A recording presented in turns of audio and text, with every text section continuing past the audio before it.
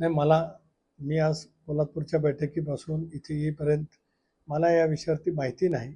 मी जरूर याबद्दलची माहिती घेईन की काय कारणाच्यामुळे अहिल्यानगरमध्ये अशा पैसा तणाव सदृश्य परिस्थिती निर्माण झाली किंवा पोलिसांना नेमकी काय पद्धतीने काय कारवाई करावी लागली त्याची माहिती घेतल्यावरच मी या संविधानाच्या विषयावरती भाष्य करेन. महाराष्ट्रातील पूर परिस्थितीबाबत म्हणाले की ज्या शासनाने ज्या योजना राबवलेल्या आहेत त्या सगळ्या योजना बंद करा आणि त्याचे पैसे आहेत ते शेतकऱ्यांना द्या.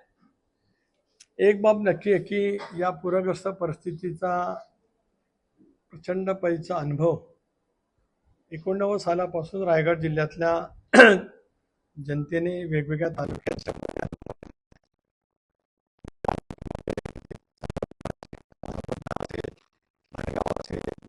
3 वर्षापूर्वी झालेला महाड, कोल्हापूरच्या परिसरातला पूर असेल, निसर्ग वादळ असेल, त्याच्यामुळे आज मराठवाडा, विदर्भ किंवा उत्तर महाराष्ट्र ज्या पद्धतीने पुराच्यामुळे शेतकरी बांधव एकदम जो उद्ध्वस्त त्याचं जीवन झालेलं आहे, ती परिस्थिती लक्षामध्ये घेता राज्य सरकारने या बाबतीमध्ये तातडीने पावलं उचललीच पाहिजेत.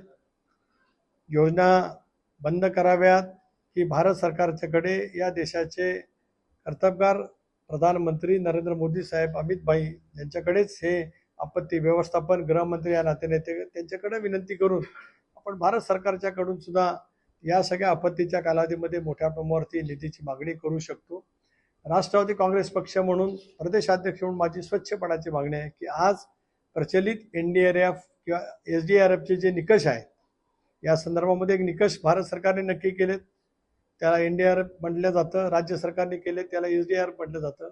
या निकषाच्या पलीकडे जाऊन यावेळच्या झालेल्या या अतिवृष्टीच्या पुराच्यामुळे झालेल्या नुकसान झालेल्या शेतकऱ्यांना मदत ही राज्य सरकारने तातडीने दिली पाहिजे. राष्ट्रवादी काँग्रेस पक्षाची अधिकृत भूमिका आहे. तर काल भारत पाकिस्तानची आशिया कप वर्ल्ड मॅच पार पडली आणि संजय राऊत असे म्हणतात की आम्ही बायकॉट केलेला असताना सुद्धा ही मॅच खेळली गेली.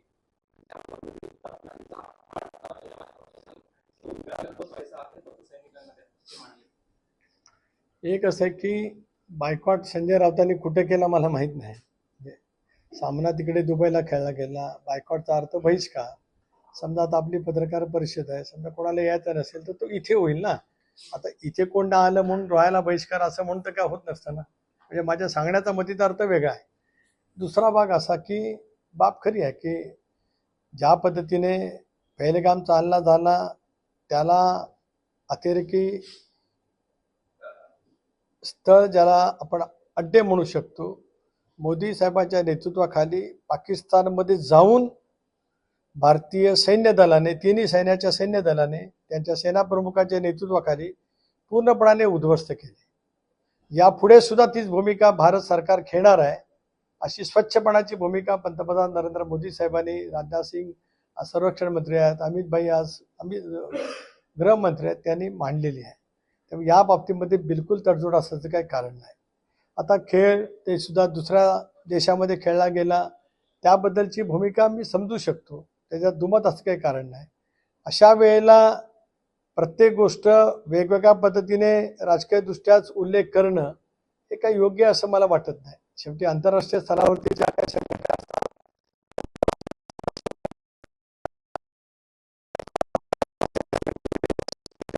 सहभागी होत असतात. खरं आहे की पाकिस्तानने आतापर्यंत या देशावरती अतिरेकी हल्ले केलेत, त्याची चीड प्रत्येक भारतीयांच्या मनामध्ये प्रचंड प्रमाणावरती आहे आणि त्याचाच एक परिणाम म्हणून यावेळेला पाकिस्तानमध्ये जाऊन सेना दलाने इथे जे अतिरेकी अड्डे ज्या ठिकाणी याचं सगळं नियोजन करत होते ते उद्ध्वस्त केलेले आहेत. याहीपेक्षा धडा शिकवण्याची पाळी आली तर भारत सरकार शिकवेल, याच्यात माझ्या मनामध्ये संदेह असण्याचं काही कारण नाही.